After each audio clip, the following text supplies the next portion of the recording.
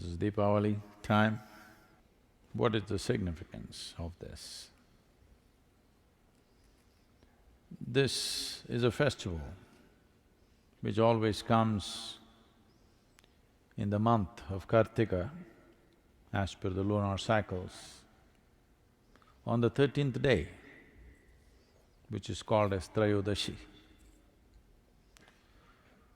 The 13th day of the Kartika month is the festival.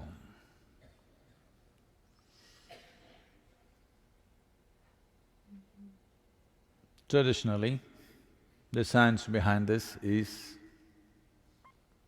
on this day, everybody worships.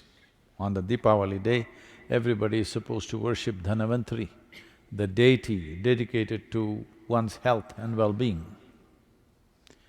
Today the word Dhanavantari has almost become synonymous with a doctor. Dhanavantari or the deity Dhanavantari is supposed to be the source of Ayurveda, the science of long and healthy lives. Well, lot of North Indian people, lot of North Indian people. So, I don't know when they did this, because the nature of the language is like that.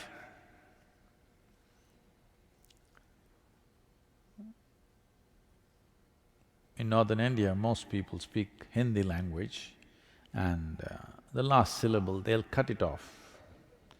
If you say Dhyana Lingam, they'll say Dhyana Ling. If you say Shiva, they'll say Shiv. If you say Rama, they'll say Ram.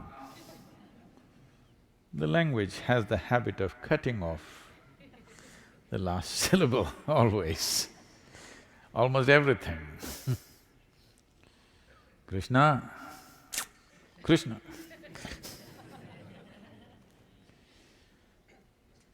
Deepavali, Diwali. Like this. So someone cut this Dhanavantari and Trayodashi and made it Dhantera. What was about health became about wealth. Dhan means money. Now everybody thinks Deepavali is about money. Why it is about health is, for those of us who live in the northern hemisphere, it is from this day onwards, certain things change. From the Trayodashi of Kartika Masa, things change. In a way, there is a slowdown of life.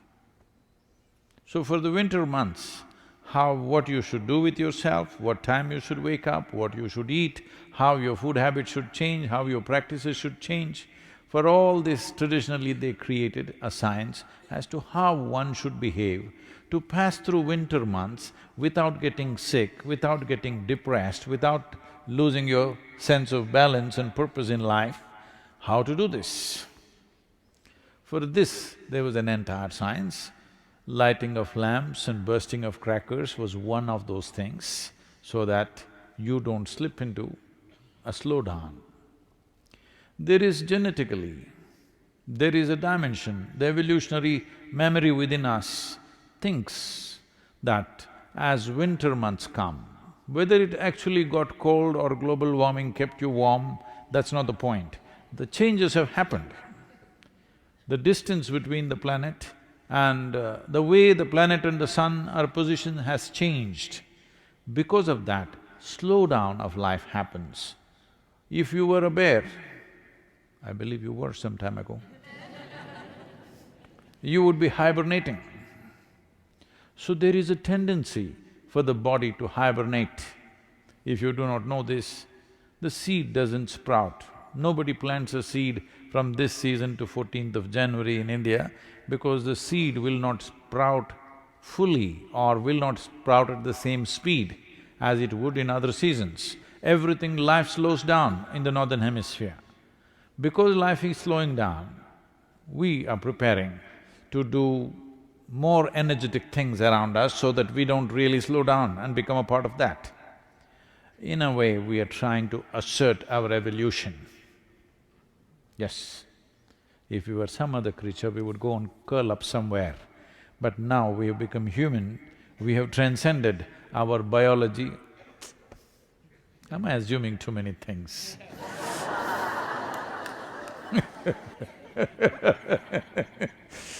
You are supposed to have transcended your biological tendencies.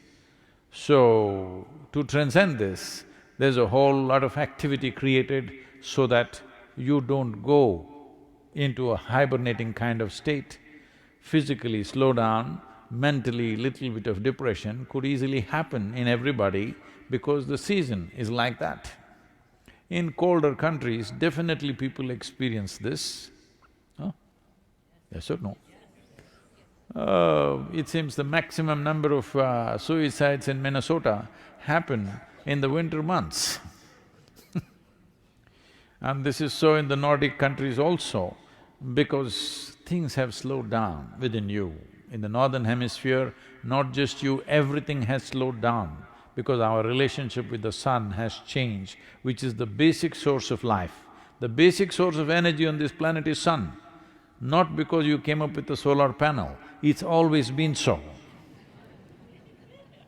Now, because the northern hemisphere, its relationship with the sun has changed, you're looking away from the sun, there is a slowdown from this month, the 13th day of this lunar month, which is called as the Kartika Trayodashi.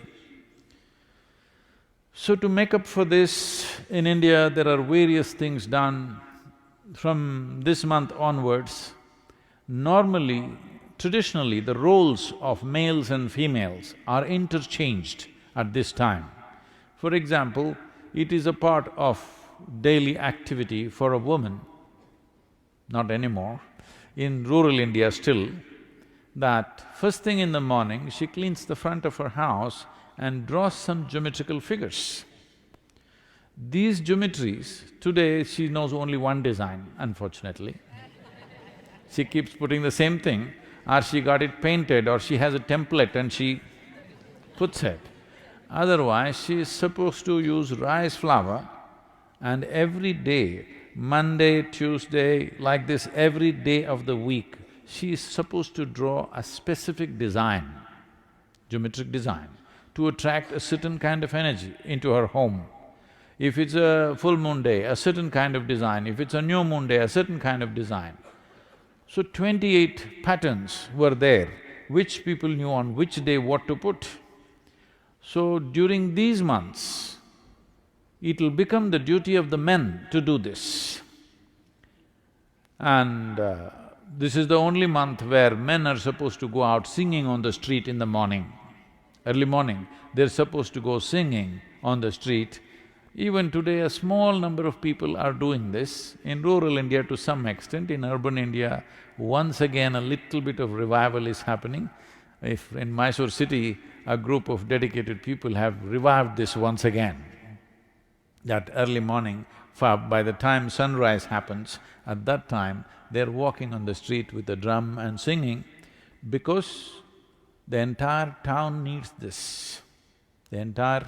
Today we've become very large cities, otherwise if you lived in a village, everybody who lives there needs this beat of drum and music to reverberate in their system so that they don't hibernate, so that their systems don't slow down. All music festivals happen at this time. If you do not know this, the greatest music festival in the world, the largest in the world, happens in Chennai with over 1800 concerts in 45 days. Most of the world does not know such a grand scale of music is happening at this time. All this is done so that people don't become sedate. Your cellular activity does not become hibernative, because this will lead to various other complexities in one's life. So Deepavali is about that. If you cannot see the light, that's why the crackers, so that you anyway wake up. At 4:30 in the morning, they will start bursting crackers all over the town so that everybody wakes up and everybody becomes alive, because it is important in the winter months that you come up before the sun. The first ray of sun should not hit a blade of grass or some other worm or insect. The first ray of sun must hit you. This is the commitment.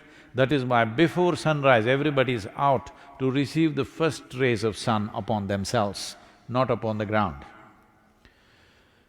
So, the significance of the festival has largely been ignored, but still people are singing a bit and bursting crackers a bit.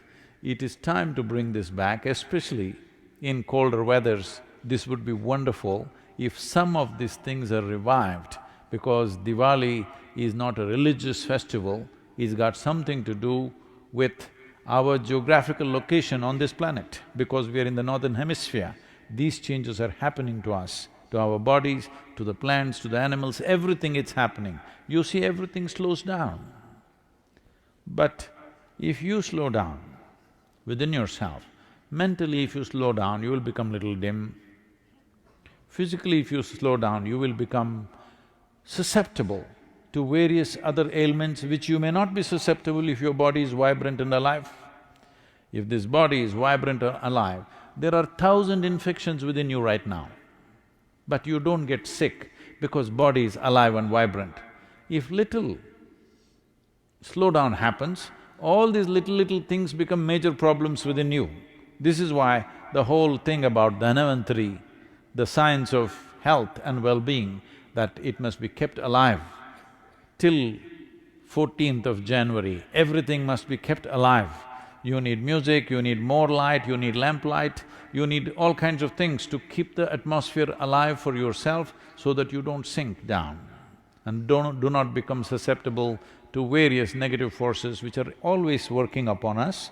It is just that some are sailing above it, some are sinking into it. So this is the significance of Deepavali. It is Dhanavantari's Trayodashi. North Indian people must connect, don't go on clipping away one syllable and come Dhanavantari becomes Dhan, Trayodashi becomes Tera. Don't keep clipping it away. So, here we are. We are in the middle of a Bhava Spandana on the Deepavali day. Can't be in a better place, can't be in a more vibrant space.